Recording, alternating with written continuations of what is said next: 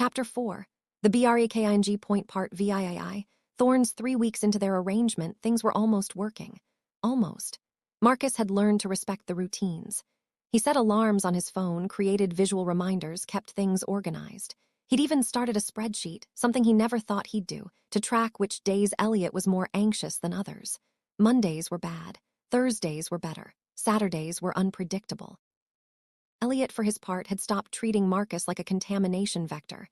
He still wouldn't let him touch him, but he'd started sitting in the same room while Marcus worked. Sometimes they'd sit in companionable silence for hours, each doing their own thing. It wasn't love. It wasn't even friendship, but it was something. Then Marcus's sister called. "Hey," Elliot said, appearing in the doorway of Marcus's room. "Your phone's been ringing. I think it's important." Marcus grabbed it. 7 missed calls. All from his sister. He called back immediately, his heart already racing. "Hey, what's wrong?" "Nothing's wrong, His sister's voice sounded strange, strained. "Can you come home just for a day? I need to talk to you about something." "Is it the treatment? Are you okay?" "I'm fine. The treatment is working great. I need to see you, in person." Marcus's stomach twisted. "Okay, yeah, I'll figure it out. When?" "This weekend." He looked at the calendar on his wall. This weekend. Which meant asking Elliot if he could leave. Which meant disrupting the careful balance they'd built. "I'll let you know," Marcus said. "I love you." "Love you too." He hung up and sat there for a moment, staring at the phone. Then he went to find Elliot. He was in his office, working on something on his laptop. He looked up when Marcus entered, and Marcus could see the immediate tension in his shoulders. "My sister wants me to come home this weekend," Marcus said without preamble. "Just for a day. I need to ask if that's okay." Elliot's jaw tightened. "You're leaving." "Just for a day. That disrupts the schedule. You're supposed to be here." "We have routines." "I know, and I'm not just doing it, I'm asking if it's okay." "It's not okay." Elliot's hands clenched into fists on the desk. "You can't just leave whenever you want. That's not how this works." What works? Our marriage, our arrangement. Because from where I'm standing, we're trying to build something functional here, and part of that is me being able to see my family. You have a family here now." The words hung in the air between them. Marcus stared at him. "That's not fair," Marcus said quietly. "I don't care about fair. I care about stability. I care about knowing what's happening. And you leaving? I'm asking permission. I'm not leaving without telling you." "You're still leaving." Elliot stood abruptly, his chair scraping against the floor. "You're still abandoning this house, abandoning me to go play happy family somewhere else." "My sister needs me." "And I don't." The words came out sharp, almost desperate. "I don't need you. You're just going to walk away and leave me here alone with my mother and my father and all of this." He gestured vaguely at the room, at the house, at everything. "You're going to leave me alone." Marcus took a step closer. "Elliot, don't." Elliot held up his hands. "Don't come closer. Don't try to fix this with words. You're leaving. That's what matters." "I'm coming back." "For how long? Until the 2 years are up? Until you can dissolve this marriage and go back to your real life?" Elliot's voice was getting louder, more strained. "I'm just a transaction, remember? That's what we said. That's all this is." "That's not what this is anymore." "Yes, it is." Elliot was shouting now. "It's always been that. You're here because you needed money. I'm here because I was forced. And now you're leaving, and I'm supposed to just accept that because you asked nicely." Marcus felt anger flare in his own chest. "You know what? You're right. I was here for money. My sister needed help. But somewhere along the way, I started actually caring about you. I started researching OCD at midnight because I wanted to understand. I started canceling plans with my friends. I started making your coffee at 7:45 a.m. without being asked. And you know what? I'm tired of being treated like I'm the villain here. You are the villain. You're the chaos. You're everything that makes this worse." The words landed like a punch. Marcus felt them settle into his chest, heavy and cold. "Okay," he said quietly. "Okay, then maybe I should just leave, not just for the weekend. Maybe I should just go." Elliot's face went white. "What? You don't want me here. I make everything worse, so why am I staying?" "Because," Elliot stopped. His hands were shaking. "Because of the contract. Because your sister. My sister would want me to be somewhere I'm actually wanted, and it's pretty clear that's not here." Marcus turned and walked out of the office. He went to his room and started throwing things into a bag. His clothes, his laptop, his phone charger. He moved on autopilot, not really thinking, just acting. He was halfway through packing when Elliot appeared in the doorway again. "Don't," Elliot said. Marcus didn't look up. "Don't what?" "Don't leave." "Why not? You just said." "I know what I said." Elliot's voice was small now, broken. "I said it because I was scared." Marcus finally looked at him. Elliot was standing in the doorway, his gloves off, his hands raw and bleeding. He'd been washing them, of course he had. Scared of what? Marcus asked quietly. Of you leaving, of being alone again, of this being real. Elliot's voice cracked. I was starting to think maybe this could be something, and it terrified me, so I pushed you away. I made myself the villain so you'd have a reason to go. Marcus set down the shirt he was holding. That's not how this works. I know it's not fair. I know I'm a mess and I'm broken and I'm... Stop. Marcus crossed the room. He didn't touch Elliot, just stood close enough that they could talk without shouting. You're not broken, you're traumatized, there's a difference. I pushed you away. Yeah, you did, and it hurt, but I'm still here. Elliot's eyes filled with tears. I don't deserve that. Maybe not, but I'm offering it anyway. They stood there in the silence of Marcus's half-packed room, both of them shaking. I'm still going this weekend, Marcus said. My sister needs me, but I'm coming back, I promise. How do I know you won't just stay there? How do I know you won't realize this is too much and just not come back? Because I'm telling you I will, and because, Marcus paused. Because I think I'm starting to love you, and I don't want to walk away from that. Elliot made a sound like a wounded animal. You can't say that. Why not? Because I don't know how to accept love, because I'll probably destroy it, because everything I touch turns to poison and I don't want to poison you. Then we'll be poisoned together. Marcus reached out slowly, giving Elliot time to pull away. When he didn't, Marcus took his raw, bleeding hand and held it gently. I'm not going anywhere, not permanently, not unless you ask me to. Elliot looked down at their joined hands like they were something miraculous and terrible all at once. Okay, he whispered. Okay. Marcus left Saturday morning. Elliot didn't try to stop him, but he also didn't let go until the last possible moment, holding Marcus's hand at the door like he could keep him there through sheer force of will. One day, Marcus reminded him. I'll be back tomorrow. One day, Elliot repeated. The drive to his parents' house took 3 hours. Marcus spent most of it thinking about Elliot, about his raw hands, about his desperate eyes, about the way he'd said, I think I'm starting to love you, like it was a confession of the deepest sin. When he got to the house, his sister was waiting on the porch. She threw her arms around him before he'd even fully gotten out of the car. What's going on? Marcus asked. Are you sick? Is the treatment not working? No, I'm fine. The treatment is working great. She pulled back, studying his face. But you're not fine. You look like you haven't slept in weeks. I've been busy. The marriage thing it's complicated. Tell me about it. So he did. He sat on the porch of his childhood home and told his sister everything. About Elliot, about the OCD, about the trauma, about the way his heart had somehow gotten tangled up in someone he was supposed to just coexist with. His sister listened without interrupting. When he finished, she was quiet for a long moment. You love him, she said finally. I don't know, maybe it's complicated. It's not complicated. You love him. You're terrified because he's broken and you think that means it can't work. But Marcus, we're all broken. And sometimes broken people fit together in ways that whole people never could. Marcus thought about that. About how his chaos and Elliot's need for order seemed incompatible, but somehow they'd started to balance each other out. About how Elliot's trauma and Marcus's desperation had somehow become the foundation for something real.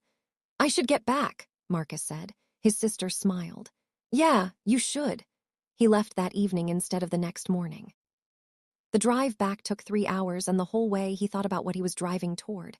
Not a marriage of convenience, not a transaction, but something real. When he got home, Elliot was waiting in the foyer. His hands were wrapped in fresh bandages. His eyes were red from crying. You came back, Elliot said. I told you I would.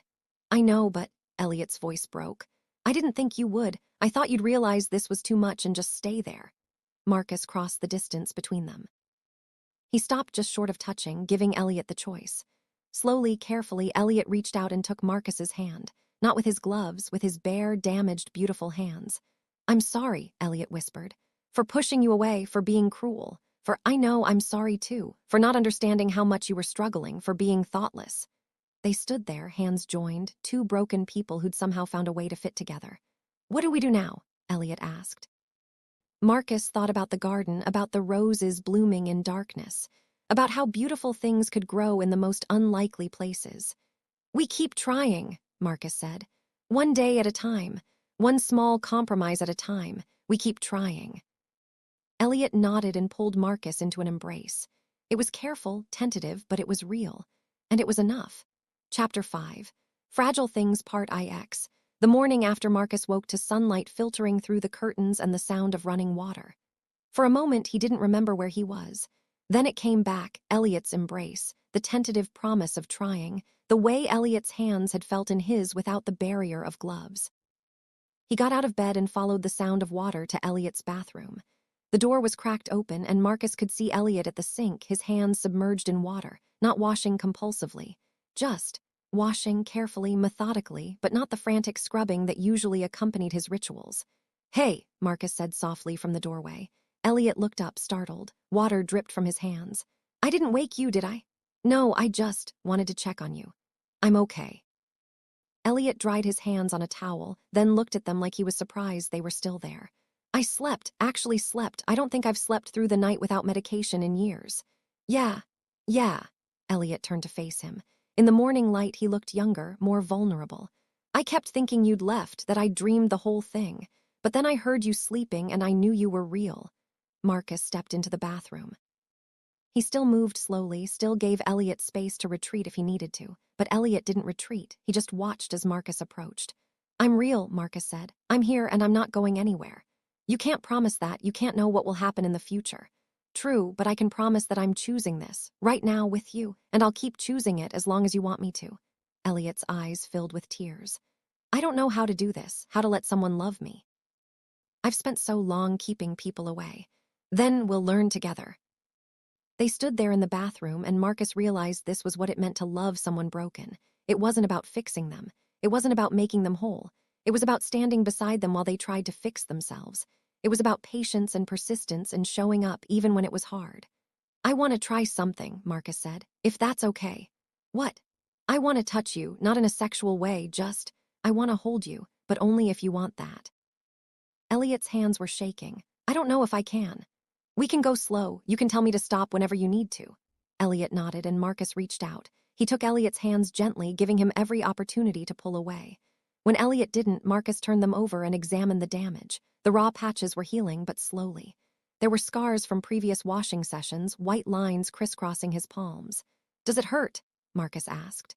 "Sometimes. The itching is worse than the pain."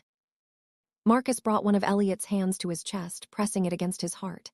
"Feel that? That's real, that's me, and I'm here." Elliot's breath hitched. "Marcus, I know it's scary. I know you think you're going to destroy me, but you're not. We're just two broken people trying to figure out how to be less broken together." Elliot closed his eyes, and Marcus felt his hand relax slightly against his chest. They stood like that for a long moment, Elliot's damaged hand over Marcus's heart, both of them breathing. When Elliot opened his eyes again, there was something different in them. Not hope exactly. Hope seemed too fragile a thing for someone like Elliot, but something like acceptance. Like maybe, just maybe, this could work. The next week was different. Not perfect. There were still difficult moments. Elliot still had bad days where the OCD was overwhelming and he couldn't be touched. Marcus still forgot things and disrupted the careful order of the house. But they were trying. Actually trying. Marcus started attending therapy sessions with Elliot, not as a patient, but as a support person. He learned about exposure therapy and cognitive behavioral therapy. He learned that Elliot's brain was lying to him, telling him that he was contaminated when he wasn't. He learned that the compulsions, the washing, the organizing, the rituals, were his brain's way of trying to manage unbearable anxiety. And he learned that love wasn't about fixing someone. It was about accepting them fully and completely, even when they were at their worst. One afternoon, Marcus found Elliot in the garden. He was wearing double gloves and a long-sleeved shirt, standing in front of his birth mother's roses. "Hey," Marcus said, keeping his distance. "I've been thinking about what you said," Elliot said without turning around. "About learning to tend the garden, about keeping her work alive." "Yeah, I want to try, but I can't do it alone. The contamination fears. I'll be here, we'll do it together." Elliot turned to look at him. "You'd really do that, help me with this?" "Of course, that's what people do when they love each other, they help." Elliot's eyes filled with tears again. He was crying a lot lately, Marcus had noticed. Not the desperate, panicked crying from before, just tears, like he was finally allowing himself to feel things instead of pushing them down. "Okay," Elliot said. "Okay, let's try." They started small. Marcus would touch the soil and Elliot would direct him on what to do. Plant this here, water that, pull out the weeds. It was a strange dance, but it worked. And slowly, Elliot became more comfortable. He started wearing single gloves. Eventually, he started touching the soil himself, though he needed to wash his hands afterward. Progress. Small, incremental, but real. 2 weeks after the confrontation, Marcus was in the kitchen making dinner when his phone buzzed. A text from an unknown number. "This is Dr. Patterson, Elliot's therapist. He's given me permission to contact you. I wanted to discuss his treatment plan and how you can best support him at home." Marcus stared at the message. Elliot had never mentioned a therapist. He'd said his adoptive father had made him stop seeing 1 year ago. He found Elliot in his office. "You're seeing a therapist." Elliot's expression went carefully neutral. "Yes, I called Dr. Patterson. I told him about you, about us, about everything. I thought maybe I should actually try to get better instead of just managing the symptoms." "That's amazing, Elliot." "It's terrifying," Elliot corrected. "But you said you wanted to help, so I'm trying to help myself. For you, for us." Marcus crossed the room and pulled Elliot into an embrace. Elliot stiffened for a moment, then relaxed into it. His arms came around Marcus, tentative but present. "I'm so proud of you," Marcus whispered into his hair. "Don't be, I'm still a mess." "Yeah, but you're my mess now." Part X. The cracks show a month into their new arrangement, the first real test came. Marcus's father called, not to chat, to tell him that the business was failing, that they were going to lose the house. That Marcus's sister's treatment was going to have to stop because they couldn't afford it anymore. "I'm sorry, son," his father said, his voice heavy with defeat. "I tried. I really tried, but the market just—" "Wait," Marcus interrupted. "Wait, I have money. The allowance Elliot's family gives me, it's more than enough to cover the treatment and the mortgage."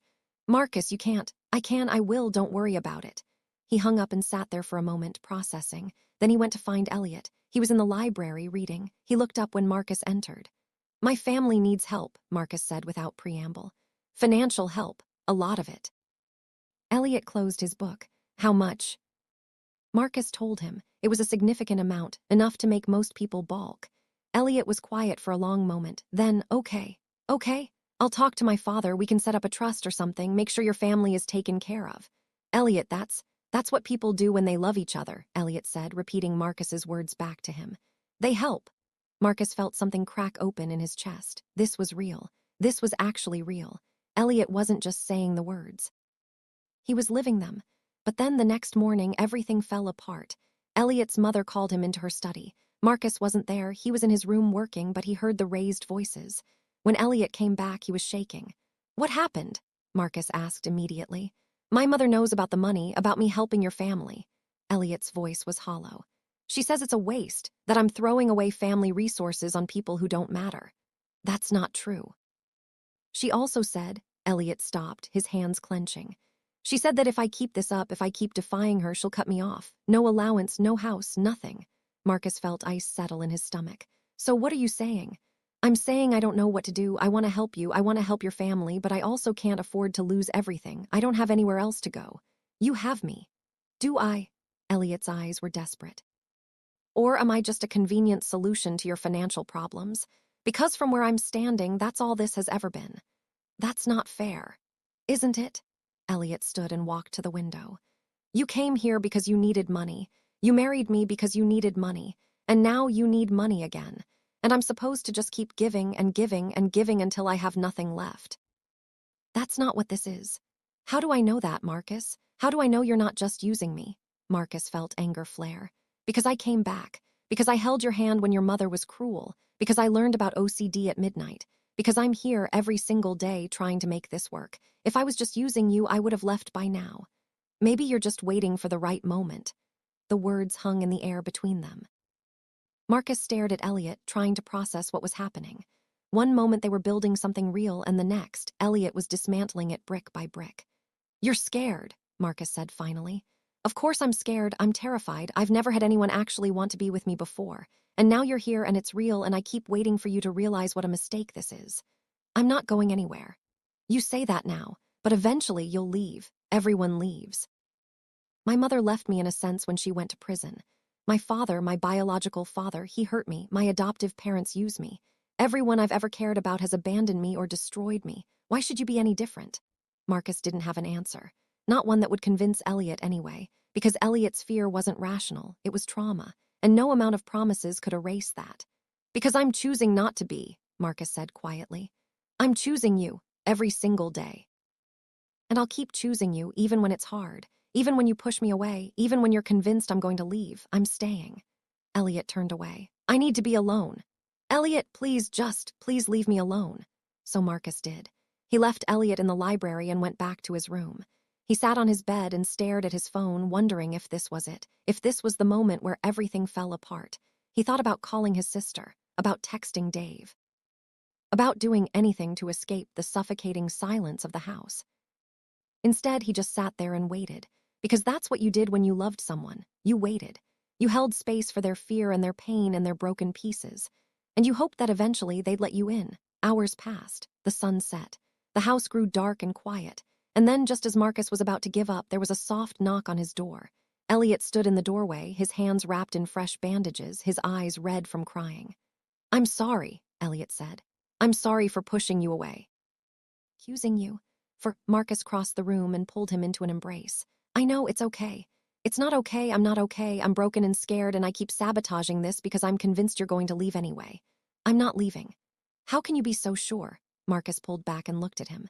Because loving you is the most real thing I've ever felt, and I'm not giving that up. Not for your fear, not for your mother, not for anything.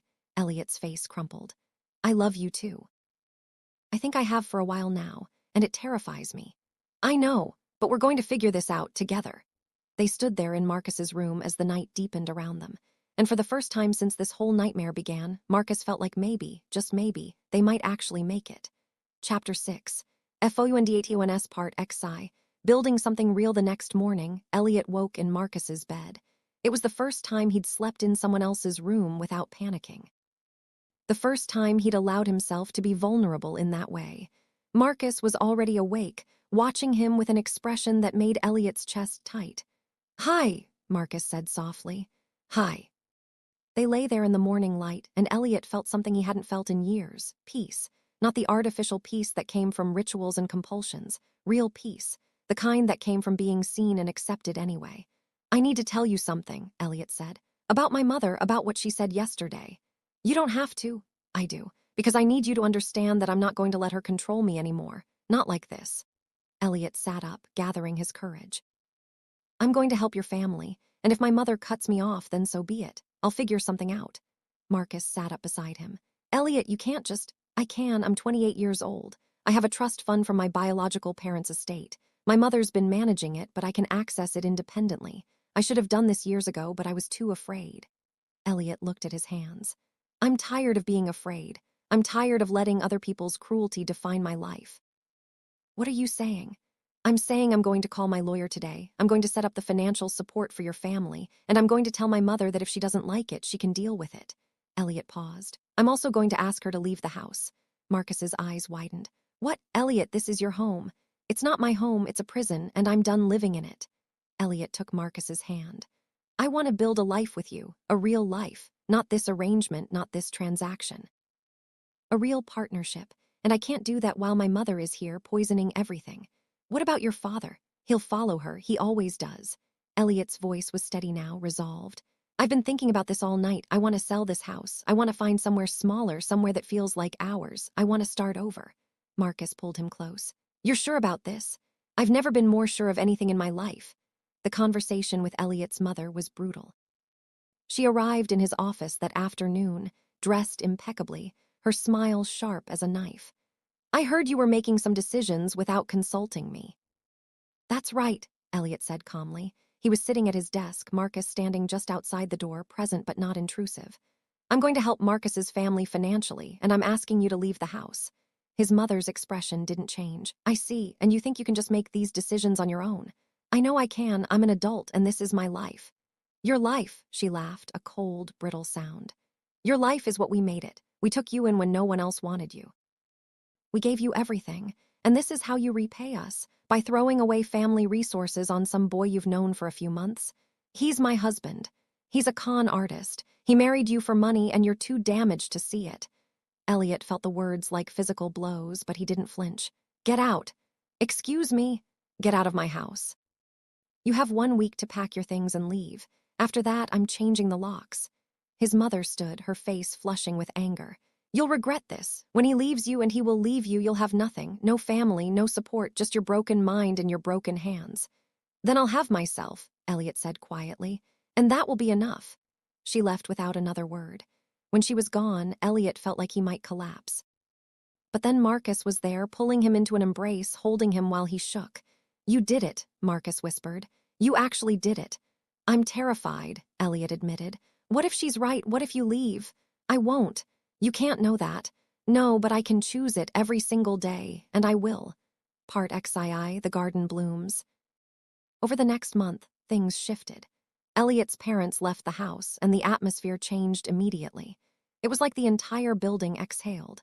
The oppressive weight that had hung over everything lifted, and for the first time, the house felt like it could actually be a home. Elliot threw himself into therapy with renewed intensity. He started taking medication for the OCD, something he'd resisted for years. It didn't make the intrusive thoughts go away, but it made them quieter, more manageable. He could function, he could live, and he started spending more time in the garden. What had begun as a tentative project with Marcus had become an obsession, a healthy one. Elliot read books on gardening. He consulted with the groundskeeper about proper care for roses. He started wearing single gloves, then no gloves at all, touching the soil directly. The contamination fears still came. The itching still happened. But he was learning to sit with it, to acknowledge it without acting on it. To know that the fear was a liar and that his hands were clean. One afternoon in late spring, Marcus found him in the garden, kneeling in the dirt, planting new roses. His hands were dirty, his clothes were dirty, and he was smiling. "Hey," Marcus said, sitting down beside him. "How's it going?" "Good. I'm planting these in the center of the garden, new roses, but I'm arranging them to honor the ones my mother planted. I thought maybe I could create something that's both hers and mine. Something that bridges the past and the future." Marcus reached over and squeezed his hand, dirt and all. "That's beautiful." "I've been thinking about something," Elliot said. "About the 2-year contract, about what happens when it expires." Marcus's heart skipped. "Yeah, I don't want it to expire. I don't want this to be temporary."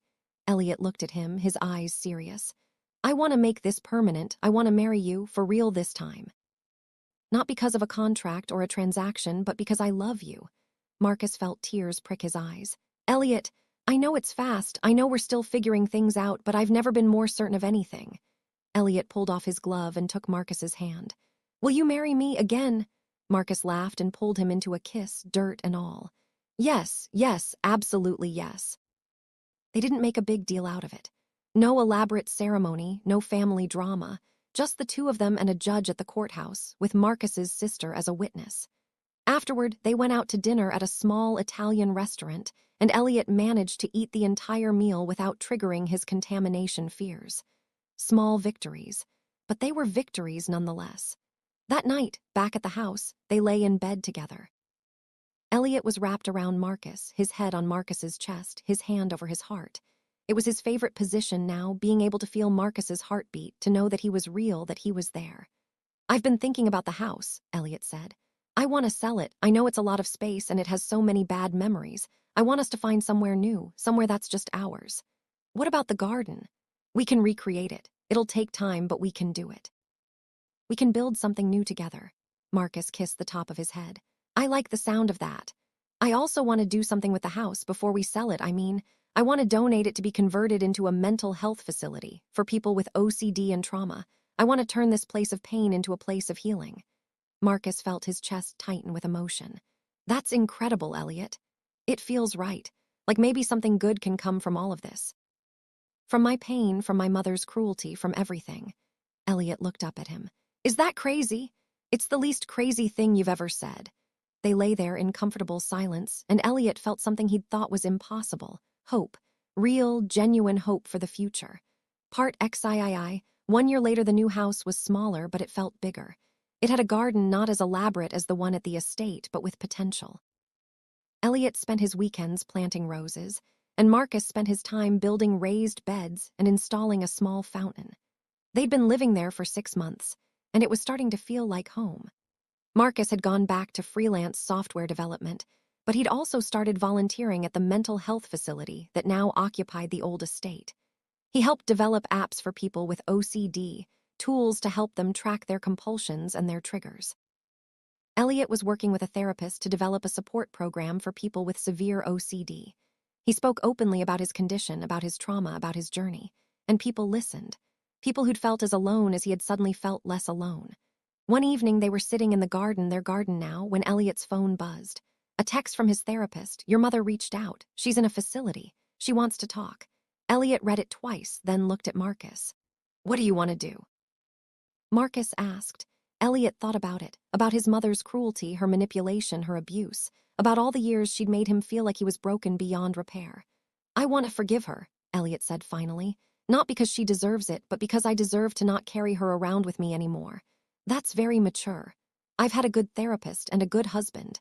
Elliot smiled. I might actually be getting better. You're definitely getting better. They sat there as the sun set, painting the sky in shades of pink and gold. The roses, old and new, inherited and planted, bloomed around them. Beautiful and thorned, fragile and strong, just like them. I love you, Elliot said. I love you too. And for the first time in his life, Elliot believed it. Not just the words, but the truth beneath them. He was lovable. He was worthy. He was enough. The itching would probably never completely go away. The intrusive thoughts would still come sometimes. The contamination fears would still flare up on bad days. But he had someone to face it with now. Someone who understood. Someone who chose him every single day. And that made all the difference. The end.